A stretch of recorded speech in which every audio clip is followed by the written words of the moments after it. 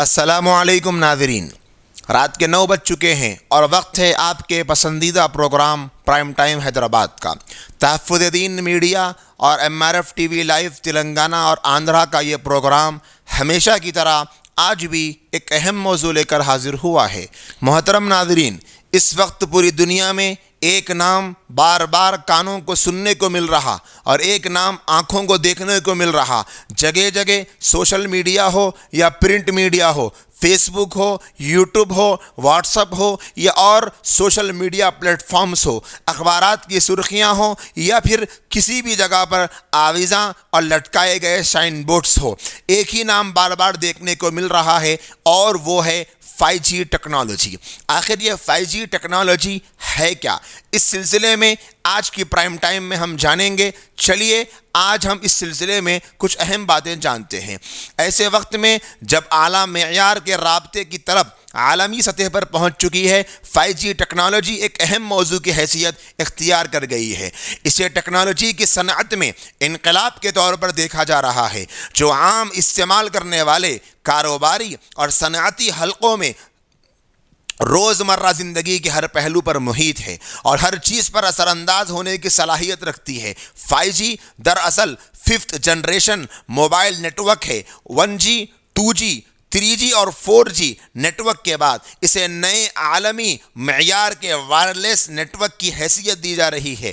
یہ ایک نئی قسم کے نیٹ ورک کو تخلیق دینے کے لیے ڈیزائن کیا گیا ہے، جو مشنری گاڑیوں، آلات اور دیگر چیزوں کو آپس میں جوڑتا ہے۔ یہ نیٹ ورک اعلیٰ ملٹی Gbps ڈاٹا اسپیڈ کی انتہائی کم وقت میں زیادہ قابل اعتماد انداز میں بڑے پیمانے پر پھیلے نیٹ ورک تک رسائی آسان بناتا ہے، جہاں پہلے سے زیادہ صارفین کو یکساں سہولت فراہم کرنے کا موقع ملتا ہے۔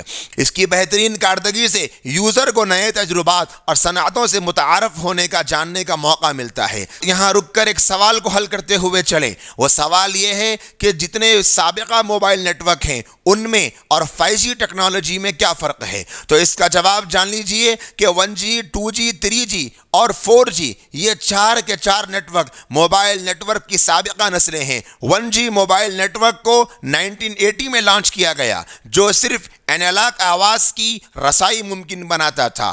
2G موبائل نیٹ ورک 1990 میں لانچ ہوا، جس نے ڈیجیٹل وائس کو متعارف کرایا، جیسے CDMA یعنی code division multi access. 3G mobile network 2000 میں لانچ ہوا، جو 3G موبائل ڈیٹا لے کر آیا، جیسے CDMA 2000۔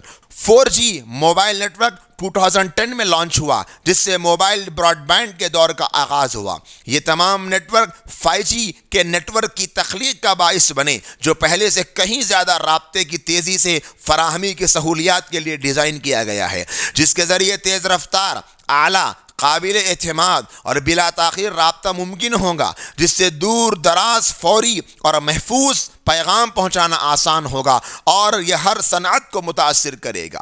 یہاں ایک سوال بہت زیادہ دیکھنے کو مل رہا ہے کہ 5G معیشت کو بہت متاثر کرے گا، تو اس کا جواب جانتے ہیں کہ 5G عالمی سطح پر پروان چڑھ رہا ہے، جس کے ذریعے $13.2 ٹریلین عالمی معاشی پیداوار، 22.3 ملین نئی ملازمتوں اور $2.1 ٹریلین GDP کی زیادتی ممکن اور متوقع ہے۔ اس بات کا بھی اندازہ لگایا گیا ہے کہ اس کا مکمل معاشی اثر 2035 تک پوری دنیا میں محسوس ہوگا، جس میں بہت ساری صنعتوں کی مدد ہوگی۔ یہ اثر پچھلے نیٹ ورکس کے مقابلے میں کئی گنا زیادہ ہے۔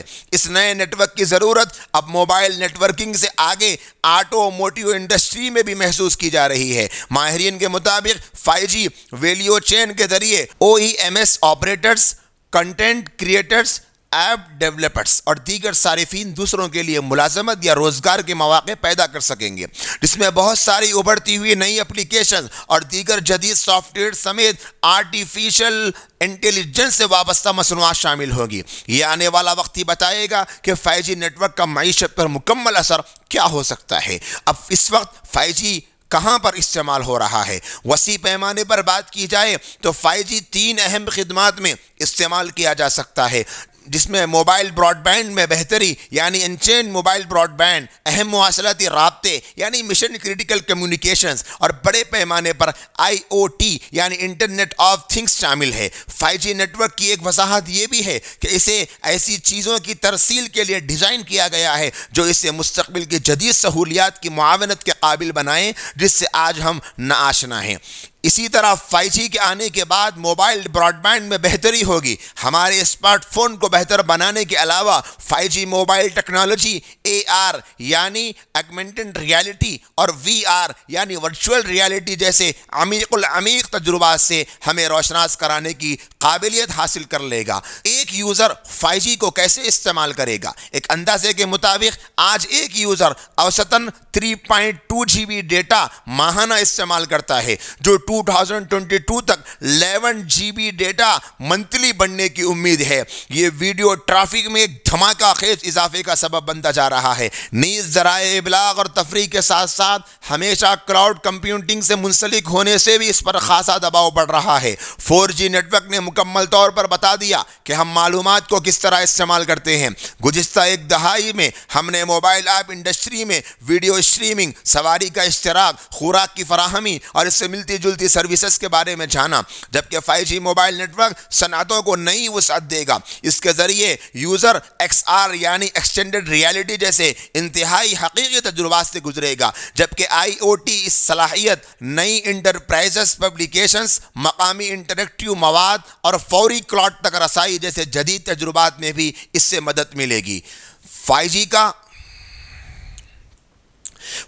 کے آنے کے بعد کاروبار پر کیا اثرات پڑیں گے؟ اپنے ہائی ڈیٹا اسپیڈ اور سپیریئر نیٹ ورک ریلائبلٹی کی بدولت یہ یوزر کے کاروبار میں وسعت پیدا کرے گا، جو اس سے منسلک یوزرز کو اس سے تیزی سے جڑنے میں مدد فراہم کرے گا اور اس کی معلومات تیزی سے پھیلانے میں بھی مددگار ثابت ہوگا۔ 5G نیٹ ورک کے کاروبار پر انتہائی گہرے اثرات مرتب ہوں گے۔ کچھ کاروبار 5G صلاحیتوں کا مکمل استعمال کر سکتے ہیں، خاص طور پر ایسے یوزرز جنہیں تیز رفتار نیٹ ورک کی ضرورت ہے جو ان کی آپریشنل اور پیداواری صلاحیت کو بڑھانے میں معاون اور مددگار ہو۔ ایک سوال یہ ہے کہ کیا 5G اب یہاں دستیاب ہے؟ ہاں، 5G پہلے ہی یہاں موجود ہے اور انٹرنیشنل آپریٹرز نے 2019 کی اسٹارٹنگ میں نئے 5G نیٹ ورک کا آغاز کر دیا۔ 2020 کے لاسٹ تک بہت سے ملکوں نے عالمی سطح پر 5G موبائل نیٹ ورک سے منسلک ہونے کا آغاز کر لیا۔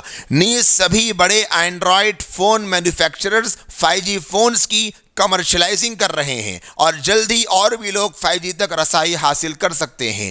جناب قمر الرحمان صاحب کے مضمون سے ہم نے کچھ مدد لی ہے جس پر ہم ان کا شکریہ ادا کرتے ہیں۔